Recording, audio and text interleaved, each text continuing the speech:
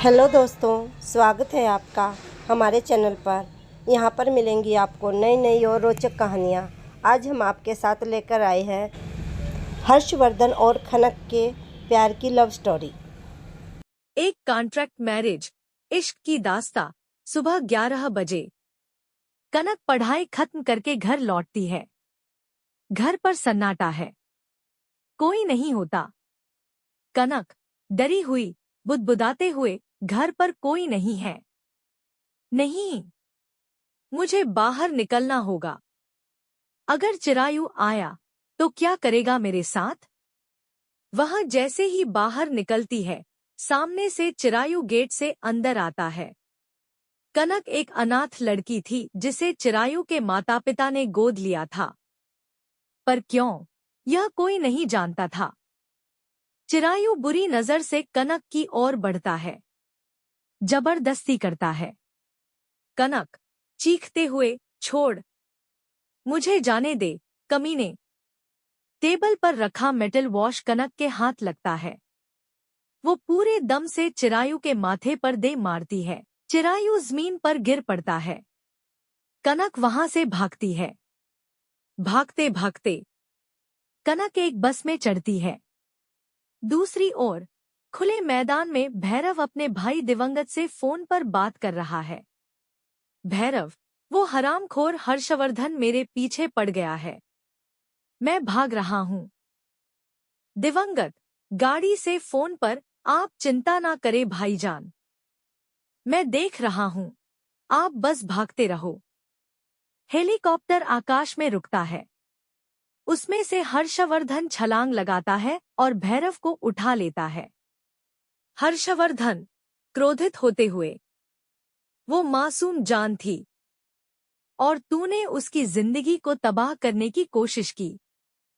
हर्षवर्धन भैरव के दोनों हाथ काट देता है और मगरमच्छों वाली झील में फेंक देता है। भैरव के खून से पूरी झील लाल हो गई थी। दिवंगत ने कहा कि जब तक हर्षवर्धन को उसी झील में नहीं फेंक देता चैन से नहीं बैठूंगा। दिवंगत को खबर मिलती है कि हर्षवर्धन भीलवाड़ा आया है और वह हथियार के बिना है। वह अपने आदमियों को लेकर निकलता है। हर्षवर्धन भीलवाड़ा की मार्केट में भाग रहा होता है। बैनर देखता है, सामूहिक विवाह मंडप।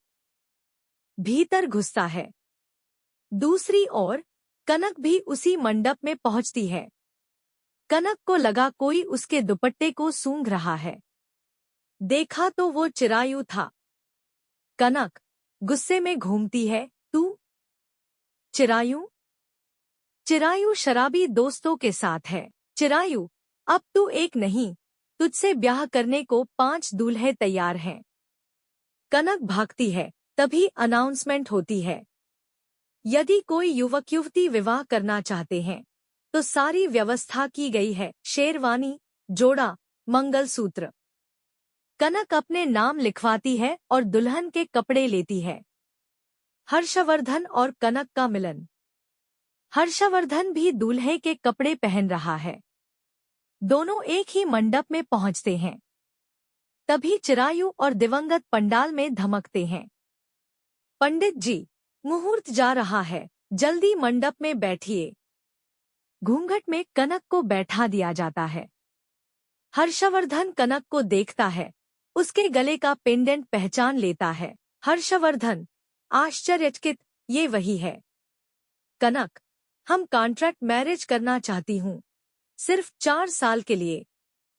उसके बाद लंदन चली जाऊंगी। हर्षवर्धन, ठीक है, चलो जल्दी से जयमाला डालते हैं। हर्षवर्धन हार उठाता ही है। तभी रुद्राणी देवी और भानु प्रताप सिंह वहां पहुंच जाते हैं। पंडाल में मुख्य अतिथि के तौर पर प्रवेश करते हैं। रुद्राणी देवी और भानु प्रताप सिंह, साथ में दादू साहब की दोस्त की पोती मिश्री और सबसे छोटा भाई विक्रांत। रुद्राणी आश्चर्य में, भानु, अजीब बात है, जब उस लड़के ने मुझे मां कहा तो दिल कांप गया। कहीं ये हमारा हर्षवर्धन तो नहीं? भानु गंभीर होते हुए, रुद्राणी, अगर यह हर्षवर्धन है और यह शादी कर रहा है तो तू जानती है इसका क्या अंजाम होगा। तुम उसकी कुंडली नहीं बदल सकती।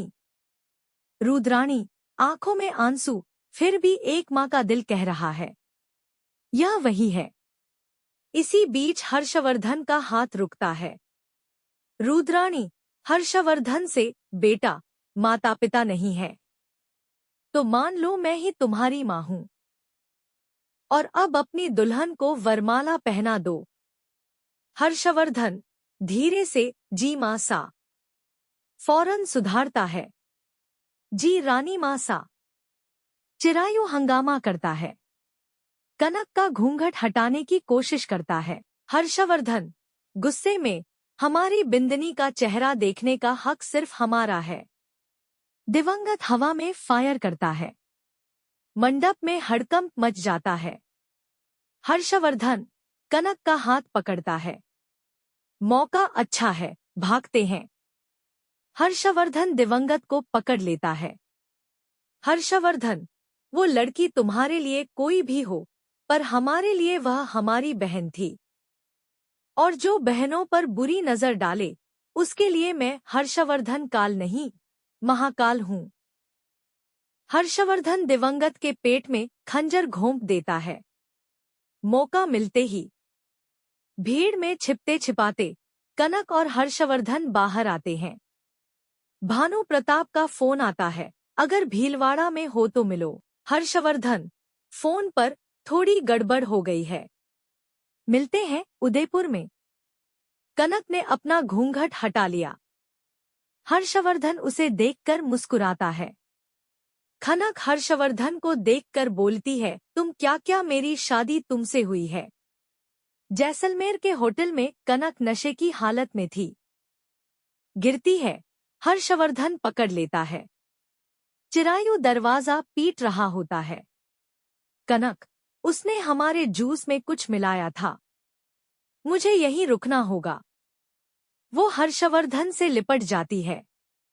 हर्षवर्धन के होंठ कनक के होठों से मिल गए और रात की कहानी वहीं से बदलती है। पहली मुलाकात याद आते हैं। कनक ने हर्षवर्धन का कॉलर पकड़ लिया और कहा, क्या मैं तुमसे शादी की है। कनक गुस्से में, अब तो मैंने तुझसे शादी कर ली है, अब क्या होगा। अब क्या कनक अपनी बात पर टिकेगी या